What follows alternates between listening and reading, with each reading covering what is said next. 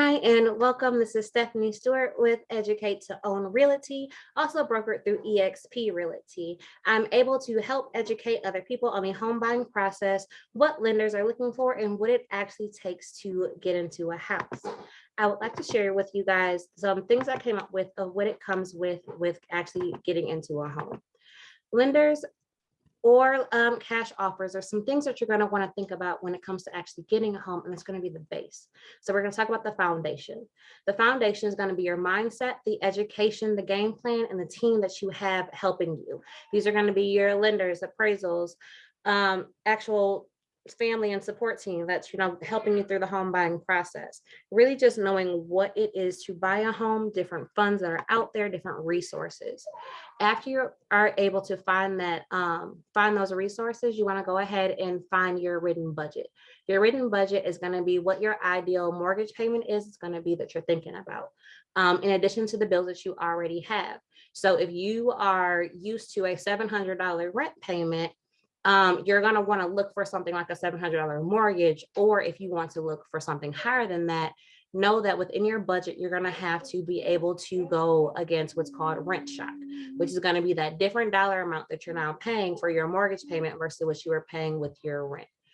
This, with your written budget, you want to split it up into 70, 10, 10, 10. So 70% for the actual household and how it's going about itself. So like rent, energy, cable, internet, all those jazz. And then you have the next 30%, which you're going to break that up into your fun time, your savings, and your investments. And we're going to break down what savings and investments are going to look like.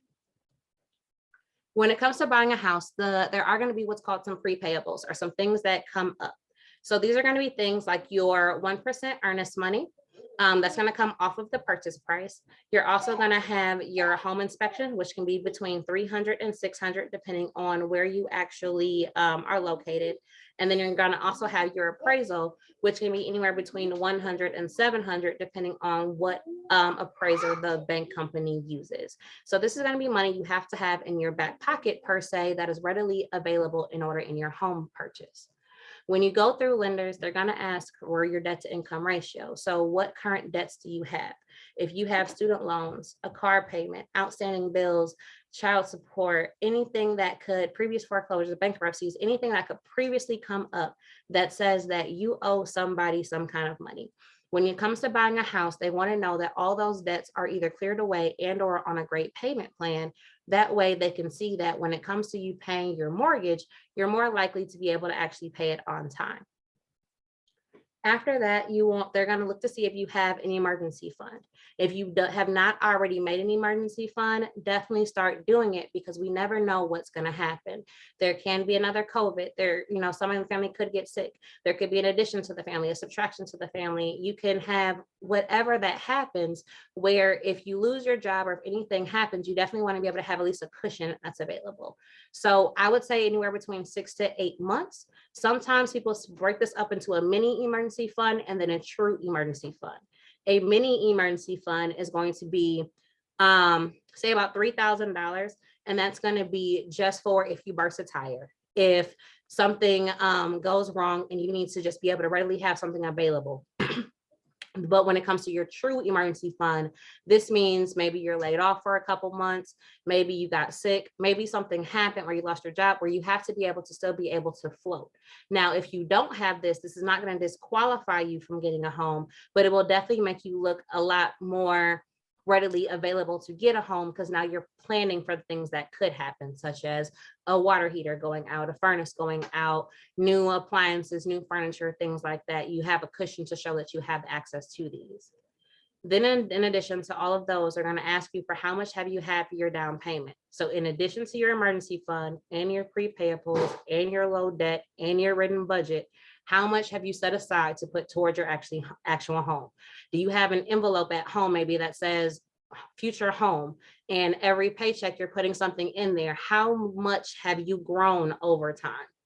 A regular down payment is going to be between 3% and 20%. And that 20% can go up depending on if you maybe have bad numbers, which is like low debt to income ratio, low credit, low income, or if you're an investor. Investor would meaning that you're picking up either a second house or a house that you are not going to live in, where you would be either conducting business out of and or having as a rental buy and hold process or like a flip. You're gonna have to put more money down just because that's not your main home. The way that banks think of it is the house that you live in, you're gonna always pay that mortgage first. If you don't live there, maybe it's in a whole nother state, you tend to forget about it. So they want to just make sure you have a little skin in the game, or you've been able to put a little bit of a down payment down so it looks like you're more so serious about your investment. When you finally have those, we can now go for building wealth and living. This is going to be the biggest difference between survival and living. There's a point in time where we work as much as we can, we do the overtime, we get another job, we do all these other things to the point that we're still check to check or check behind a check. But when you have something like your budget written down and you're living within your means, not going over or anything, keeping up with the Joneses per se, now you're going into living. You can have that lower debt to income ratio. You have a positive cash flow where you can do things. When you have all of these things that are in this household, more lenders will more so throw you loans and throw you money because you look like you are qualified. You look like you've been prepared. You've gone through a seminar. Someone's kind of told you what these steps are. So I'd love to tell you more about what lenders are going to ask you about, but these numbers will also decide what type of loan you get, whether that is ARM, jumbo, FHA, any of the government-backed loan, conventional. There's a whole bunch of different types out there, and I would love to talk to you more about it. So tune into the next video to learn more about the different types of loans that are available based on your numbers.